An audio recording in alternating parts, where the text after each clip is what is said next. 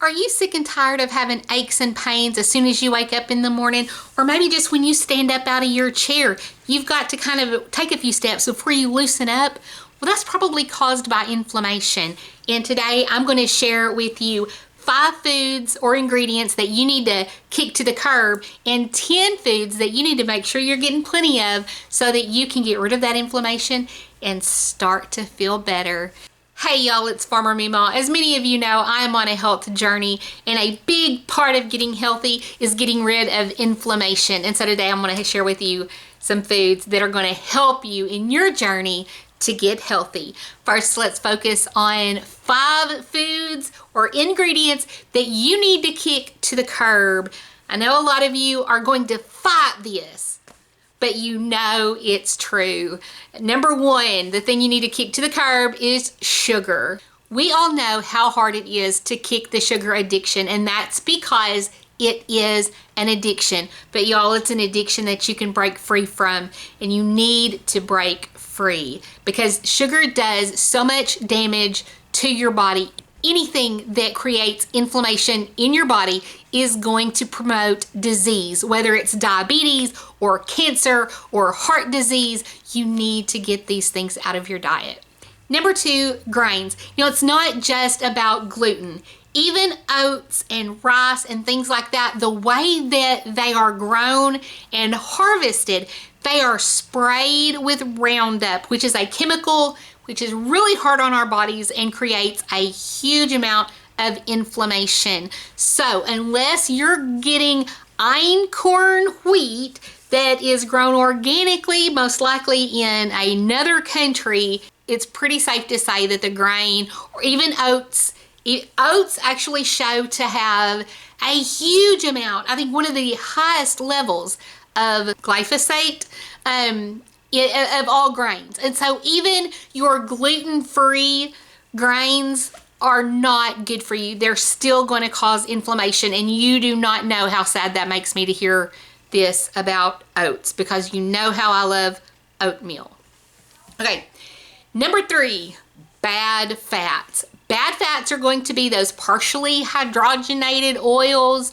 They're going to be like trans fats. They're going to be things like margarine and shortening, things that are processed fats. Corn oil, vegetable oil, the fats that peanut oil, sunflower oil, anything that you typically use to deep fry stuff in, those are on the naughty list. Now you might be okay with lard and butter and animal sources of those fats. But the processed fats like we get in this store that are mass produced are going to cause you a great deal of inflammation. And I can attest to this because the other day when we had fried fish, I couldn't even close my hands all the way. Like now I can close them like this. I couldn't close them all the way because they were so stiff. And the only thing different was that I had had deep fried foods. Next is dairy, and the majority of dairy is going to cause inflammation. Now, if you have raw organic milk that is A2 milk, it may be okay, but in general, dairy products are going to cause inflammation, and I know it's sad. The best way to eat dairy is going to be fermented, and so yogurt and kefir are better options, but mostly the best option is going to be those made with raw dairy and not the standard American jug of milk. And lastly, this is more of an ingredient that you need to watch for, and that is MSG. It's kind of a salt substitute. It adds a lot of flavor to foods. Isn't it interesting that you have to add flavor to foods to make you eat them? Anyway, MSG creates a great deal of inflammation, and so keep that in mind when you're eating like a lot of Chinese food and soy sauce and things like that. Things that have a lot of umami or savory flavor are more likely to have MSG. So keep your eye out for that because that is also a culprit when it comes to inflammation. So to summarize the foods to avoid, you want to avoid fried foods. You want to avoid sugary foods, sodas, even diet sodas. Aspartame is actually, here's a bonus, number 6, aspartame is an inflammatory. Your body doesn't recognize it as something that should be in there, and so it sends out an attack response, and that's what inflammation is. Inflammation is your body's way of attacking what doesn't belong there. So keep that in mind. So when you're eating foods that are not really natural, like they're processed and they've got ingredients that you can't pronounce, chances are they're going to cause inflammation. So sugary stuff, breads and pastas, things like that you need to avoid. Now let's get on to the good stuff.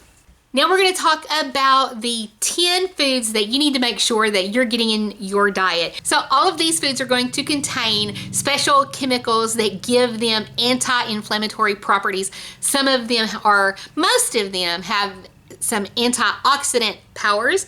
They have some have anthocyanins or sulforaphane. I'm pronouncing these wrong, I'm sorry, but they all have these special chemicals naturally occurring in them that are going to help your body fight heart disease, fight cancer, fight inflammation. So let's get started on this amazing, lovely list. Number 1, berries. And we all know that blackberries and blueberries are really good for us, but any berry is going to help you reduce inflammation. Number 2, broccoli. You guys, broccoli has sulforaphane. Don't know if I'm saying that right. And it is a powerhouse. There are so many good qualities in broccoli. It's a must for your diet if you're wanting to get rid of inflammation. Number 3, avocados. Number 4, green tea. Again, green tea is one of those things that are packed with health benefits. So green tea, and you may want to add a little honey because honey's good even though it's sugar. If it's a natural, organic honey, maybe a local raw honey, add some honey to that green tea. Number 5, grapes. You don't know how happy this one makes me, especially purple grapes, but you guys, I love me some grapes. And so to know that grapes help with inflammation, yes, that is awesome. Number 6, turmeric. We all know that turmeric is really good for us and it has all of these wonderful chemicals, but fighting inflammation is a superpower. So always keep turmeric on hand. Here's one you're gonna like, dark chocolate or cocoa. We all know that there are health benefits to chocolate. And this is one of them, but you're not gonna want chocolate mixed with sugar because that's gonna, kind of mess things up. So always choose wisely when you're looking for a chocolate that will reduce inflammation. Number 8, tomatoes. You all know that this will not be on the list of things that I eat because I do not like tomatoes. But if you love tomatoes, you are in luck. And organic homegrown tomatoes are the best. So be sure you include them in your diet. Number 9, cherries. And we're not talking about the ones macerated in sugar and all that good stuff, y'all. Fresh cherries. Number 10, extra virgin olive oil. And this is part of the Mediterranean diet, and you hear a lot about the Mediterranean diet being a healthy diet. This is one reason why is their extra virgin olive oil. Now, extra virgin is going to be better than just plain olive oil. The anti-inflammatory benefits are going to be higher in the extra virgin olive oil. That concludes the list of 5 foods to avoid and 10 to make sure you get plenty of to reduce the inflammation in your body. So let me know in the comments below, do you think that you would be willing to give up some of those 5 foods and maybe replace them with some of those 10 foods if it meant that you would be able to get up in the morning and feel amazing? I'll tell you, for me, it was definitely worth it. I hope you enjoyed this video. Give it a thumbs up. Be sure to subscribe if you're not already, and I will talk to you soon. Bye, y'all.